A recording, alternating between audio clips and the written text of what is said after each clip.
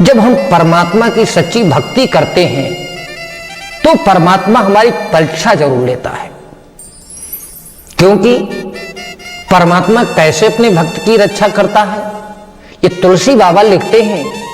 परमात्मा स्वयं कहता है, करहूं सदा तिनकै रखवारी और जिमि बालक राखे महतारी।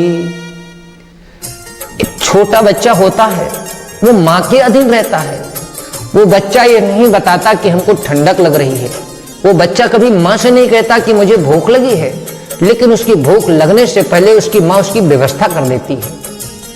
ठीक परमात्मा भी अपने भक्त की वैसे ही रखवाली करता है जैसे एक मां अपने अबोध बच्चे की रखवाली करती है।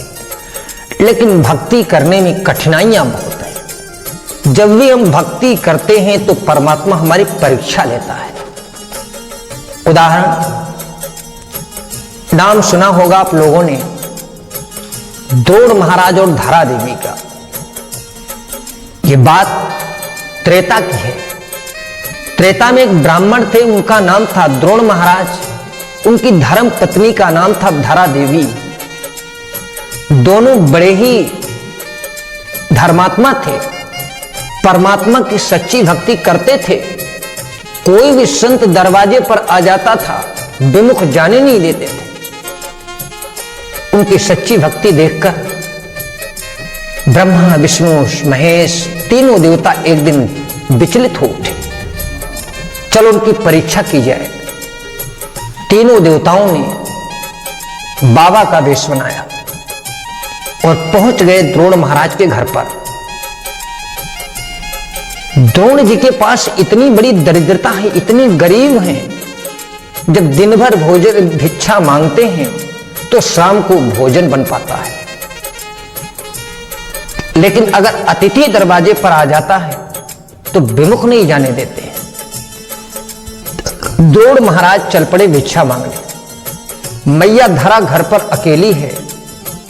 तीनों देवताओं ने बाबा का वेश बनाया और पहुंच गए मैया धरा के दरवाजे पर। आवाज लगाई, मैया भिक्षाम देही। धरा देवी घर से बाहर निकली, टूटी झोपड़ी से बाहर निकली। घर में इस समय एक भी अन्न का दाना नहीं है और तीनों बाबा बोले, मां हम बहुत भूखे हैं, हमें भोजन करा दो या फिर हमें भिक्षा दे दो। धरा मैया बोली, रुको बाबा। पास में बनिया की दुकान थी। मैया धरा दौड़ती दौड़ती बनिया के पास गई, रोने लगी, बनिया भैया मेरे दरवाजे पर 3 महात्मा आए हैं, थोड़ा मुझे अन्न दे दे, मैं उन्हें भिक्षा दे दूं। जो मेरा पति भिक्षा में मांग कर लाएगा उस अन्न से मैं तुम्हारा ऋण चुका दूंगी। पर बनिया ने उस देवी को देखा, अद्वितीय सुंदरी। उसके मन में पाप आ गया। बोला, देवी या तो कोई चीज हमारे पास में गिरवी रखो या फिर पैसा दो, हम तभी तुम्हें अन्न दे पाएंगे। मैया धरा रोने लगी, बोली, भैया मेरे पास कुछ नहीं है। बनिया मुस्कुराया, बोला, देवी तेरे पास कुछ नहीं है तो तेरे पास ये 2 आंचल हैं, ये दोनों आंचल मुझे दे दे, मैं तुझे अन्न दे दूंगा। उसके नियत में खोट आ गया। मैया धरा ने जैसे इतना सुना, उठाई कटार और दोनों आंचल काट डाले और काट करके आंचल बढ़ाया। बनिया भैया ले ले इन आंचलों को, मेरा धर्म बचा ले, मेरे दरवाजे पर संत है, भिक्षा देने के लिए अन्न दे दे।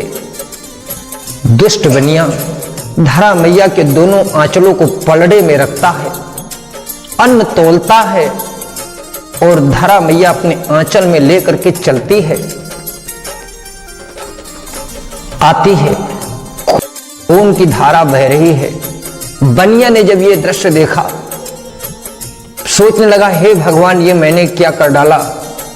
मैया धरा जरा भी नहीं घबराई, अन्न लेकर के 3 महात्मा खड़े बाबा लोगों को जैसे अन्न दिया भगवान ने खून की धारा बहते हुए देखा।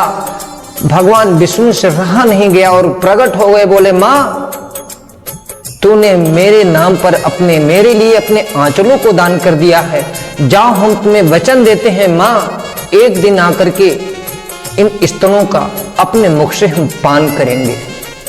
यही भगवान आकर के द्वापर में कृष्ण बनते हैं और यही द्रोण और धरा दोनों गोकुल में नंद और यशोदा बनते हैं।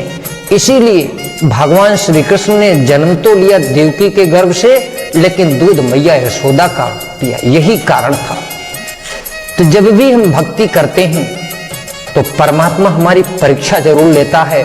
इसीलिए तुलसी बाबा लिखते भी हैं, यही सर आवत अति कठिनाई और राम कृपा बिनुआई न जाई।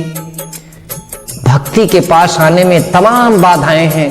जब तक परमात्मा की कृपा नहीं होगी तब तक आप इसके पास में आ ही नहीं सकते हैं। प्रेम से बोलो वृंदावन बिहारी लाल की जय।